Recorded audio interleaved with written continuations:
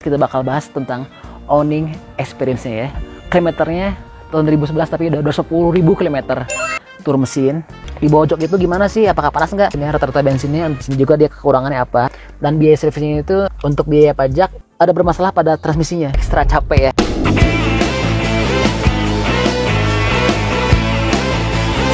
Assalamualaikum, halo guys, ketemu lagi dengan saya Indra. Sesuai dengan janji saya di video sebelumnya, yang di video review mobil EPV tipe GL tahun 2011, kali ini kita bakal bahas tentang owning experience. Sebelumnya kita udah bahas juga owning experience untuk mobil Mobilio, mobil Fortuner, Vios, Nissan Mars, Sirion, BMW 7 Series, dan sekarang giliran si mobil EPV GL 2011 kita bakal bahas tentang owning experience-nya ya. Seperti biasa yang kita bahas nanti dalam owning experience, nanti kita bakal bahas dari mulai bagian eksteriornya apa aja yang udah kita rubah, interiornya di bagian depan, gimana perasaannya kita kalau duduk depan, di jok tengah maupun di jok belakang, dan kita lihat nanti bagasinya sebesar apa, dan juga kita bahas berapa biaya servisnya, biaya perawatannya, apa aja kelebihan kekurangan dari mobil ini, apa aja penyakit-penyakitnya, dan juga berapa sih pajaknya, dan berapa sih konsumsi BBM ya. Oke, makanya teman-teman ikutin terus ya. Nah, jadi mobil ini udah bener-bener capek banget ya. Capek karena dia ini udah kilometernya tahun 2011 tapi udah 10.000 kilometer. Udah bener-bener panjang banget ya jaraknya. Udah berapa kali keliling dunia tuh. Dia capek karena ini bener-bener mobil operasional kantor, makanya udah panjang. Nah, tapi yang istimewanya meskipun dia kilometer udah panjang banget sampai 10.000, ini tuh mobilnya bener-bener nggak ada masalah apa-apa, nggak rewel juga, dan juga nggak pernah ada tur mesin. Nah, dia paling untuk servis rutin aja seperti ganti oli filter, itu jelas lah, wajar ya. Nah, makanya sekarang kita langsung lihat yuk bagian depan dulu. Bagian depan sih selama saya pakai ini belum ada yang berubah apa-apa ya, masih bener-bener asli orisinil bawaan pabrik. Dan juga ini dia yang GL kan nggak ada fog lampnya ya, ada teman-teman kita tunjukin di video yang review itu kan. Nah, bagian samping juga ini kita nggak ada yang dirubah, masih sama kayak orisinilan, paling ban aja kayak wajar. Kita udah ganti berapa kali karena kan udah banyak pemakaiannya ya. Nah, ini bannya kita masih pakai bawaan aslinya, pakai Bridgestone ya. Dan kita ke belakang. Nah, di bagian belakang ini bagasinya kita lihat ya. Ini bukannya sih agak keras ya, dia masih model seperti ini, hand grip ya, cuman dia agak keras. Nah, ini pengalaman saya selama pakai mobil APV ini, untuk bagasi dia lumayan cukup luas ya. Jadi dia meskipun tanpa dilipat, dia udah bisa bawa banyak barang, bisa bawa berupa koper, barang-barang untuk dagang-dagang ya. Di sini di kolong pun dia ada tempat ruangan juga. Dan kalau pengen lebih lega lagi, kita bisa buka kayak gini.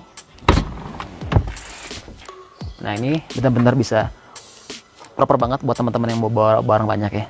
Oke, untuk bagian eksterior, bagian bagasi udah kita bahas. Selanjutnya kita bakal bahas di bagian depan, di interior depan. Tapi sebelum lanjut mulai, ini saya mau ngasih dulu ke teman-teman. Ini kan tipe GL. Tipe GL ini benar-benar tipe yang bukan tipe yang tinggi ya, masih tipe yang standarnya. Makanya ini fiturnya benar-benar less banget, benar-benar kurang. Berbeda banget dengan fitur-fitur yang ada di tipe SGX dan juga yang luxury. Oke, langsung kita lihat ke bagian depan yuk.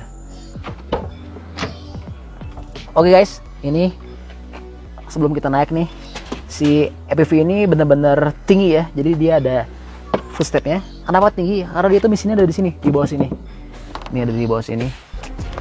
Nah, pernah juga ada yang bilang, nanyang saya, kalau untuk mobil yang mesinnya di bawah jok itu gimana sih? Apakah panas nggak?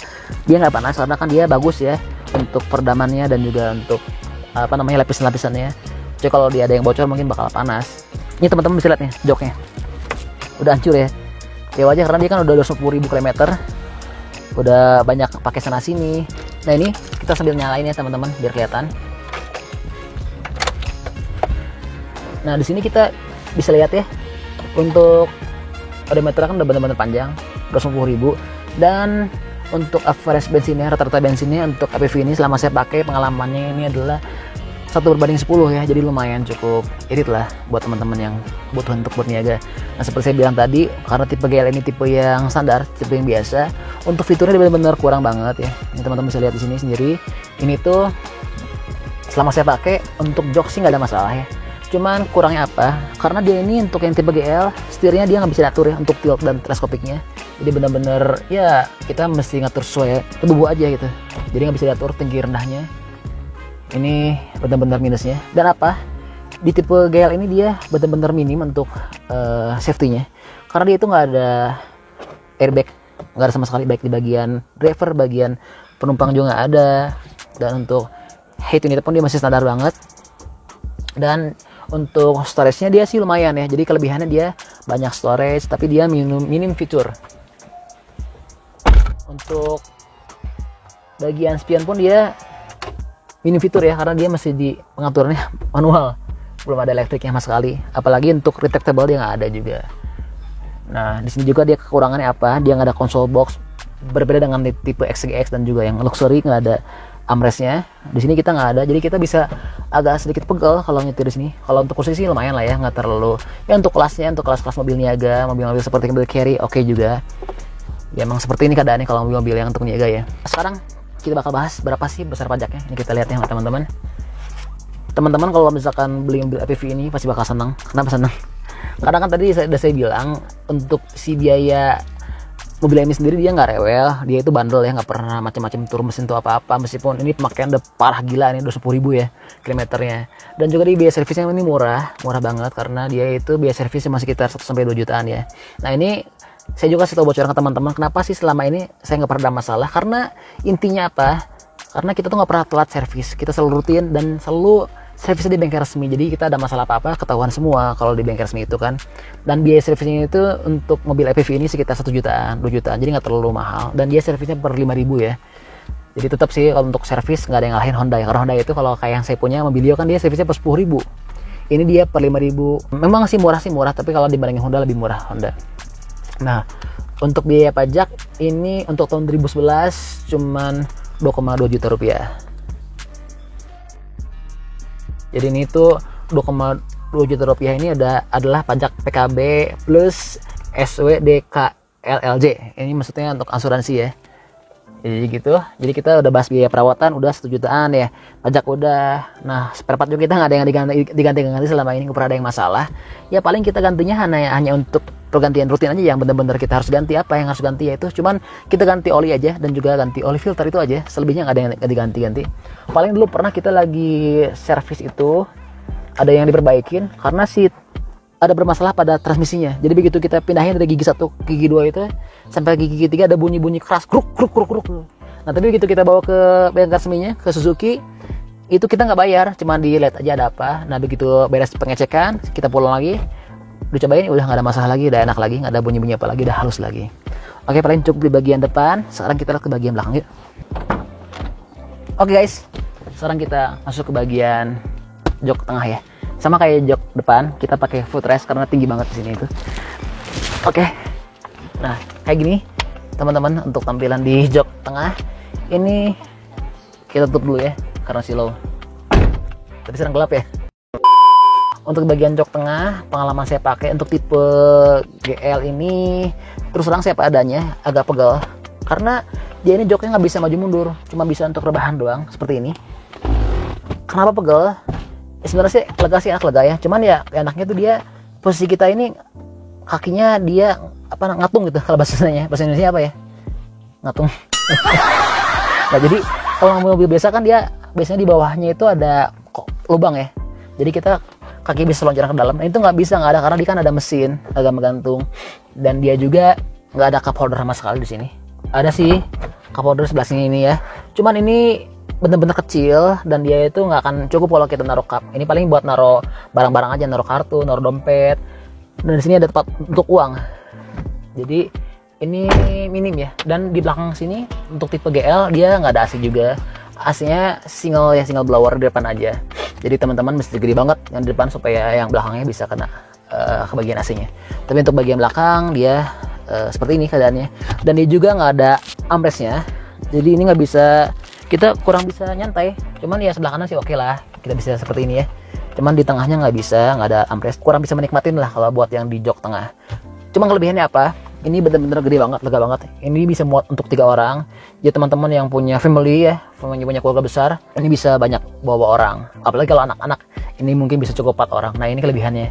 Jadi fitur dia mungkin kurang, cuman kelebihannya dia bisa lega, bisa bawa banyak orang, bawa banyak penumpang, bisa bawa pasukan lah rombongan ya. enak banget. Nah cuman kelemahannya karena dia nggak ada cup holder, mungkin nanti bisa rebutan karena di sini ada pocket ya buat naro cup. Kebanyakan kalau orang banyak pasti bakal banyak numpuk ya, numpuk cup. Dan hasilnya karena dia banyak naro barang-barang banyak, akhirnya dia jadi ini, jadi ngelember gini si pocketnya. Ini kan, nah ini kelemahannya kalau kita nggak ada cup holder itu seperti ini. Oke, paling cukup sekian ya untuk bagian jok tengah ya. Sekarang kita ke bagian jok belakang.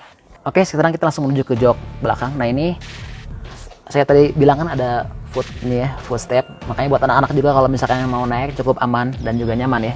Karena dia bisa naik sini dulu, nggak langsung loncat-loncat belakang. Untuk yang kita mau masuk belakang juga simple ya. Karena dia ini cuma one touch ya sistemnya. Nah, tuh gampang kan, ringan banget. Kita langsung bisa lipat kursi ini. Oke, kita ke belakang ya.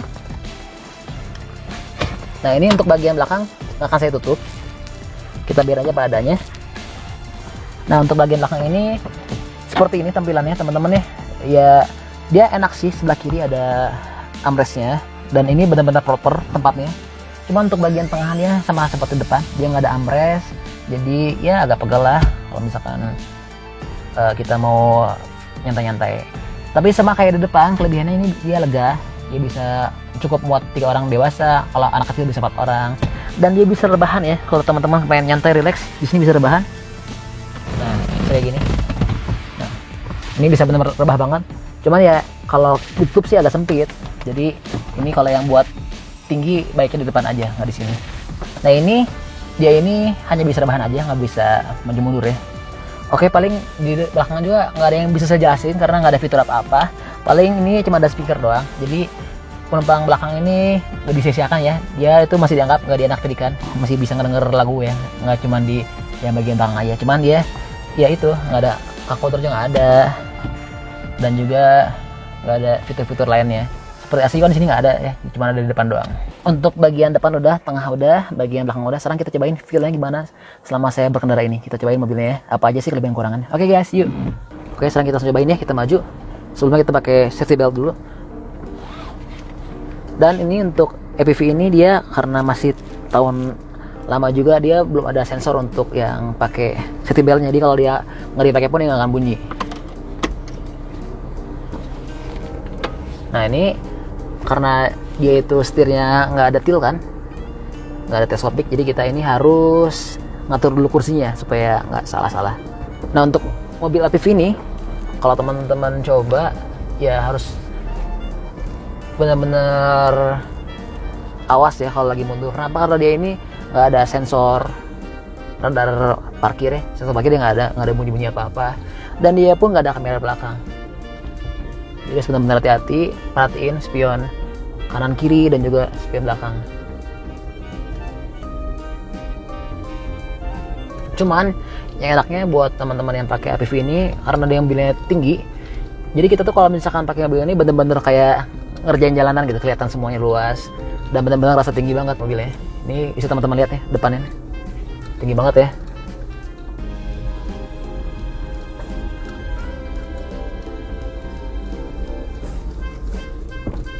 Nah enaknya juga dia karena nggak ada bonetnya kan ya, jadi kita bisa enak ngaturnya kalau kita mau belok, kalau kita depannya takut kena atau enggak bisa ketahuan semua di sini.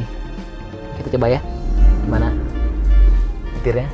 Nah ini kalau kita pakai untuk jok sih ya lumayan lah ya, maksudnya nggak keras juga ya, agak empuk juga. Cuman kurangannya itu dia ini agak pegal karena di sini nggak ada jaraknya, ada ruang ya, ada ruang sini. Jadi tidak menopang dengan sempurna si joknya ini. Dan dia pun di sini nggak ada armrest. Jadi buat teman-teman yang berpergian jarak jauh mungkin agak sedikit ekstra capek ya, karena kan dia nggak bisa rebahan. Tapi kalau sebelah kanan sih kita bisa rebahan di sini ya. Cuma sebelah kirinya ini yang jadi masalah. Kita nggak bisa rebahan. Karena kalau buat pribadi saya sendiri untuk armrest ini sangat penting, karena kan saya pengen nyaman kalau berkendara ya. Jadi benar-benar harus ada kalau armrest tuh. Tapi kalau buat temen-temen, apalagi yang tujuannya buat dagang doang, buat operasional sini ya nggak terlalu masalah ya, nggak apa-apa sih, oke aja. Nah ini kita untuk tenaganya lumayan gede, ada kan si APV ini tuh lakunya banyaknya di Indonesia bagian tengah, yang daerah-daerah berbukit. Jadi emang dia disiapkannya untuk medan seperti itu. Jadi kalau tenaga jangan ditanya lah ya, ini oke. Apalagi dia kalau tarikan bawahnya ini enak juga. Cuma kalau dia untuk tarikan atasnya dia kurang bertenaga. Nah kalau di Indonesia bagian barat sih emang kurang laku, tapi kalau bagian tengah laku. Nah ini kita cobain ya untuk bagian suspensinya. Ini sih agak sedikit keras ya, cuman ya tadi saya bilang ini wajar karena dia peruntukannya mobilnya emang seperti ini gitu, bukan mobil untuk yang kelas-kelas yang mobil impian kita, mobil luxury, bukan. Jadi ya kita dengan kondisi seperti ini udah cukup kalau menurut saya. Nah ini kita coba untuk radius putarnya. Nah ini kita coba untuk radius putarnya pun ini enak, gak masalah karena kan tadi nggak ada bonetnya, jadi kita muternya bisa leluasa, nggak repot. Nah untuk RPV ini pengalaman saya pakai, kalau misalkan kita kecepatan masih di bawah 80 ya masih oke lah, tapi kalau udah kecepatan 100 apalagi di atasnya, teman-teman harus benar-benar hati-hati karena ini benar-benar, karena yang mobil tinggi ini, kalau kecepatan tinggi ini benar-benar bisa limbung mobilnya, bisa nggak stabil, jadi sangat benar-benar rawan kecelakaan. Jadi teman-teman jangan kebut-kebutan lah pakai mobil ini karena ini bukan peruntukan yang buat kebut-kebutan. Oke, sekarang kita coba gimana ya akselerasi di mobil ini, apakah bagus atau bertenaga nggak atau biasa aja. Kita coba.